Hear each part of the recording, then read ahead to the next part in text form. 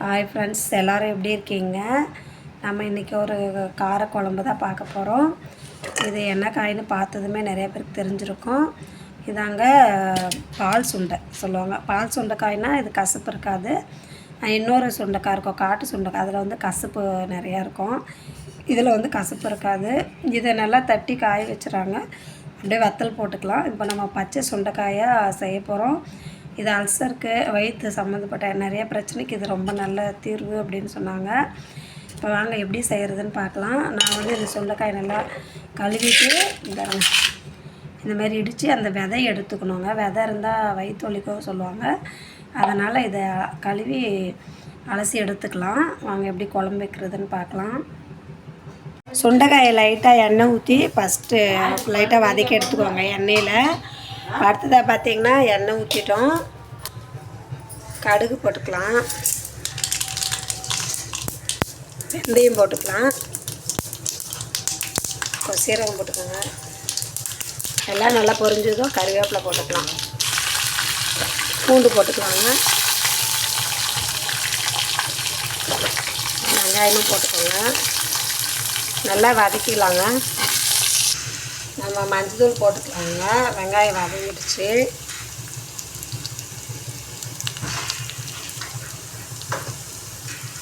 மிளகாத்தூள் போட்டுக்கலாம்.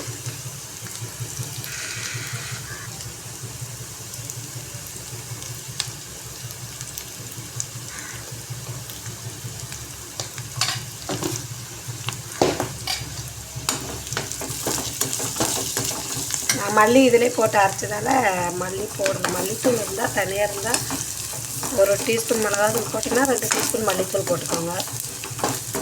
காரக்குழம்புக்கு மல்லித்தூள் நல்லா போட்டால் தான் குழம்பு நல்லா திக்காக இருக்கும். அதெல்லாம் இதிலே போட்டு அரைச்சதால் நான் போடுவேன். இப்போ நம்ம பெருங்காயத்தூள் போட்டுக்கலாம். பெருங்காயத்தூள் போட்டோம், நல்லா வதக்கிடலாம். தக்காளி போட்டுக்கலாங்க.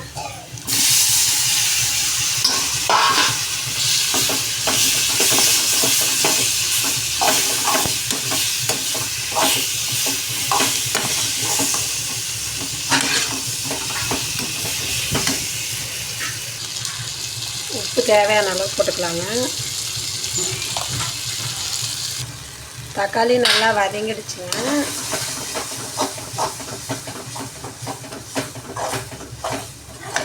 இப்போ நம்ம சுண்டைக்காயை போட்டுக்கலாம்.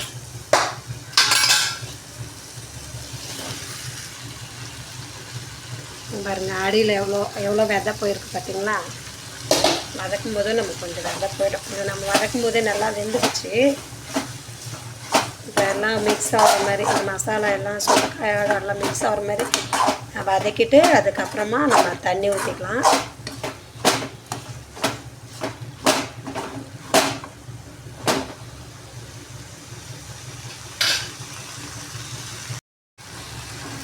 எனக்கு இப்போ பாருங்கள், இப்போவே நம்ம கொஞ்சமாக தேங்காய் போட்டு வதக்கி எடுத்து வச்சுட்டு மோர் தாளித்து இதை தொட்டுன்னு சாப்பிட்டா அவ்வளோ செம்மையாக இருக்கும். நம்ம இன்றைக்கி காரக்குழம்பு வைக்க போகிறோம். ஆமாங்க, மோர் நல்லா கெட்டி தயிர் இருக்கு இல்லைங்களா, அது ரொம்ப திக்காக இருக்கும். நம்ம தண்ணி மோராக இல்லாமல் கொஞ்சம் திக்காக தாளிச்சிட்டு இதை கொஞ்சம் தொட்டுன்னு சாப்பிட்டோம்னா இதில் கொஞ்சம் தேங்காய் போட்டுக்கலாம், செம்மையாக இருக்கும். நம்ம நல்லா மிக்ஸ் ஆகிடுச்சுங்க. இப்போ தண்ணி ஊற்றிக்கலாம்.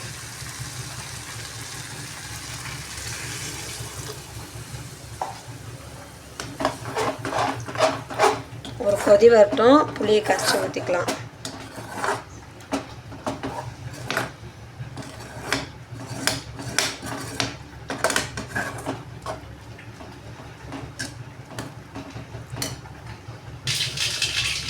குழம்பு நல்லா கொதிச்சிருச்சுங்க. நம்ம லாஸ்ட்டாக கொஞ்சமாக வெல்லம் போட்டுக்கலாம். அது புளிப்பு, காரம், இனிப்பு நல்லாயிருக்கும். அதுக்காக தான். சுண்டைக்காய் நல்லா வெந்துடுச்சு பாருங்க, நல்லா மேலே வந்துடுச்சு. வெல்லமும் போட்டோம். குழம்பு நல்லா டேஸ்ட்டாக இருக்குது. நமக்கு தண்ணியாக வேணுன்னா இறக்கலாம். நான் இன்னும் கொஞ்சம் நேரம் கொதிக்க விட்டு இறக்கிடலாங்க குழம்பு. பாருங்கள், செம்ம டேஸ்ட்டாக இருக்குது. இந்த எண்ணெய்லாம் பாருங்கள் எண்ணெய் பிரிஞ்சு வந்துடுச்சு, குழம்பு நல்லா சுண்டிடுச்சு. ரொம்ப டேஸ்டான சுண்டைக்காய் கார குழம்பு ரெடி ஆயிடுச்சு. நீங்களும் செஞ்சு பார்த்துட்டு இதில் வேறு ஏதாவது போட்டால் இன்னும் டேஸ்ட்டு நல்லாயிருக்கும், இதை வேறு மாதிரி செய்யுங்க. ஏதாவது உங்களுக்கு ஐடியா இருந்தால் கமெண்ட் பண்ணுங்கள். நம்ம சேனலுக்கு சப்போர்ட் பண்ணுங்கள், சப்ஸ்கிரைப் பண்ணுங்கள். இந்த வீடியோ உங்களுக்கு பிடிச்சிருந்தா லைக் பண்ணுங்கள். அடுத்த வீடியோவில் பார்ப்போம். பாய். இந்த சத்தான சுண்டைக்காய் குழம்பு நீங்களும் செஞ்சு சாப்பிட்டு பாருங்கள். உங்களுக்கும் இந்த வீடியோ பிடிச்சிருக்கோன்னு நினைக்கிறேன். பாய்.